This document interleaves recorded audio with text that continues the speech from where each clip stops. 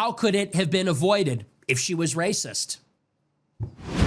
On August 22nd, just last month, Iryna Zarutska was stabbed brutally and killed on a train in North Carolina, in Charlotte. Since then, the video of the killing, the video of the brutal murder has been released on September 5th and has made its way across the internet, and now we're seeing the social and political implications of such. We just had last night a little monologue given by Nick Fuentes outlining the situation, and today I wanted to share it with you all.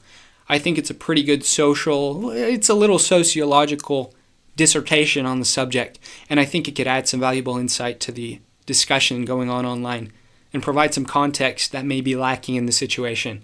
How could it have been avoided if she was racist?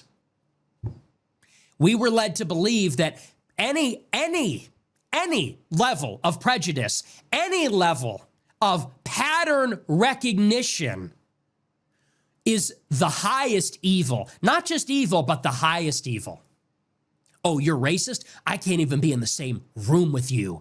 Oh, you did a double take? You're looking over your shoulder because a black man is behind you? That is systemic racism, a microaggression. That is internalized racism. How dare you think that? How dare you react that way? I don't even want to know you. I don't want to be your friend. It's worse apparently now than being a murderer, barely than being a rapist, a terrorist. And yet, if she were a little bit more racist, she'd be alive. If she were a little bit more racist, her parents would have their daughter. If she saw that guy and turned and walked the other way, she'd be alive. If she said, I won't turn my back to him, I'll sit behind him, I'll sit facing him, she might be still alive. But what are we to do when the lesson over and over and over again is safest bet, don't be near them? Safest bet. And who wants to gamble with their life? Your safest bet is don't be in a situation where they will also be there. Next safest bet, if you see them, get away. It doesn't matter if they notice. It doesn't matter if it's offensive or insulting. If that's your safest bet, who can argue that we shouldn't behave this way? Who would argue that you should risk your life and get stabbed in the neck for no reason like her or like Austin Metcalf because you don't want to be insensitive, because you'd hate to be racist? How's that going to make the super predator feel? Or unfortunately, how would that make an ordinary black person feel? I care about my life more. And I'm a single man. I can't imagine what it's like for a family. God forbid you're a man with your girlfriend. God forbid you're a man with your wife, with your young children. At that point, you have an obligation to get away. You're going to gamble the life of you, your spouse, and your children because you don't want to be insensitive. You don't want to hurt their feelings. You don't want to be considered a prejudiced person, whatever that even means. Is it worth your life? Me, easy, no. You know, I like being alive. I don't like knives lodged in my throat. So I don't go near black people. And I understand perfectly well. There are a lot of black people that are not violent, and I understand perfectly well there are a lot of black people that are really good people. I'm not going to roll the dice. What if I'm wrong? I'd rather be alive. I'd rather be alive and too racist than dead and not racist enough. Is that simple enough? Is that simple enough for you?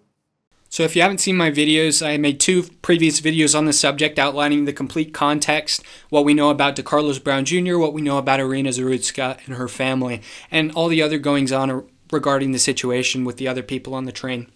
And so if you don't know exactly what's going on, feel free to click on one of those videos. They give a comprehensive outlook on what's exactly been happening.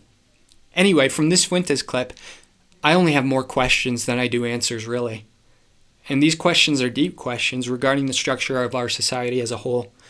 The first off is, how should we treat other demographics in a society that has never been truly racially and ethnically homogenous? From the beginning, although, in New England, a lot of the pioneers, a lot of the pilgrims were white, a lot of them were Christian, Protestant, in some areas Catholic, there was that component of the triangle trade that led a large population of African Americans into the country, and when the slaves were free, they made their way across the country. This isn't a history lesson, but you know that America has never been fully white. And so what do we do in this situation? Do we self-segregate? Do we just have a radical freedom of association in which we repeal the Civil Rights Act and people just go on their own business in their own enclaves? Is that what we do?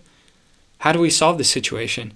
Is it just like Nick Fuentes says, everybody needs to come to their own conclusion regarding their own safety, weigh the options, weigh the left and the right, and choose the right because it's the safest, even if that offends other people, even if that could be considered racist? It's an honest question. This country has never been ethnically or racially homogenous. So what do we do?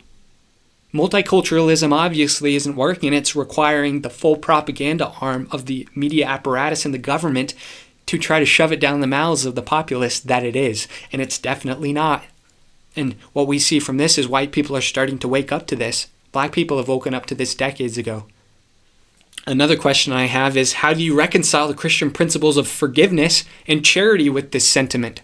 First off, I would like to give an answer for this. This isn't an open-ended question. I guess it is, but I have an opinion on this. I don't think they need to be reconciled. I think they're almost mutually exclusive. What I would say is, if I was on that train, and if it was a black person being stabbed, what I would do, even if I considered black people to be more dangerous than the general white population, even if I considered the impulse levels of black people to be lower than that of your average white Joe, I would still help that black person bleeding out on the ground, and hopefully I would be able to save their life. Because that is the Christian principle. That is the story of the Good Samaritan. To be there when people need it the most. To assist your neighbor. To assist the people right in front of you. Not faceless people overseas, and you send charities to big corporations. It's not paying taxes to the government so they can lift people up out of poverty. It's to help the person right in front of you. And that's the principle of charity and virtue and service. Yet, although I'm told to forgive 70 times 7, that doesn't mean that I shouldn't stay away from people and places that are dangerous. Just because I understand that I should treat my neighbor as myself, and the two greatest commandments are to love God and to love my neighbor, that doesn't mean that I need to go into the O Block in Chicago and start handing out brownies. That's not a smart idea. I don't need to do it. Like I said before, you help the people right in front of you. You help people. It's the Ordo Amoris. That was a big issue talked about back in, February or March? There's an order to love. You start by loving your family, the people around you. You start with loving yourself and loving God. And then you start by loving the people in your neighborhood, the people in your church, the people in your communities, in your congregation. And once you get to that point, it's like Jordan Peterson talks about. First, you start with cleaning your room, and then you can start to clean up society. But first, get the things right in front of you in order. So I don't think the Christian principles of forgiveness and charity are anyway disaligned with the sentiment, as long as you aren't taking away the rights or the freedoms of other people by doing so. One of the quotes that I liked Nick Fuentes saying was, "I understand perfectly well there are many black people that are not violent. I understand very well that there are many black people that are really good people. I'm not going to roll the dice. What if I am wrong?" I have many black friends. Some of my best friends actually are African American. Well, one of my best friends is Nigerian, straight Nigerian. His parents immigrated from Nigeria. But that's besides the point.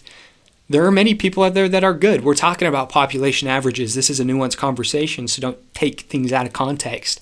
If you're my university looking up this video, just kidding. But like Nick Fuentes says, I'm not going to roll the dice. What if I am wrong? That is his own personal decision. He has weighed the options. He has weighed the statistics, and he has chosen that he is going to be racist, that he is going to put himself in situations that won't lead to senseless stabbings, to senseless murders. Imagine if you had 1 billion cups of lemonade. White Monster. I'm a Monster drinker. I'm like a 20-year-old male. I'm drinking Monster every day. Imagine if you had 1 billion cans of White Monster, but one of them was poisoned. Would you still drink one? Would you still drink 2? Would you still drink a Monster every day like you're doing right now? I know I'm projecting. I would. 1 billion is a lot. 1 million seconds is 11.6 days, and 1 billion seconds is 31.7 years. I'd say my odds are pretty good that I could drink a Monster a day, 2 Monsters a day, 10 Monsters a day for my entire life, and I would still be fine. But what if we upped that 3 orders of magnitude? What if it was 1 in a million Monsters that were poisoned? Weighing those odds, would you still drink one every day? I probably would with my addiction. But what if it was 1 in 10,000, 1 in 1,000? That's where it's getting tricky. When does it get to a point where you aren't okay with the gamble anymore? And I think that's what Nick Fuentes is getting at. Everybody needs to come to this conclusion in their own mind, with their own family, in their own life. What is the gamble I'm willing to take?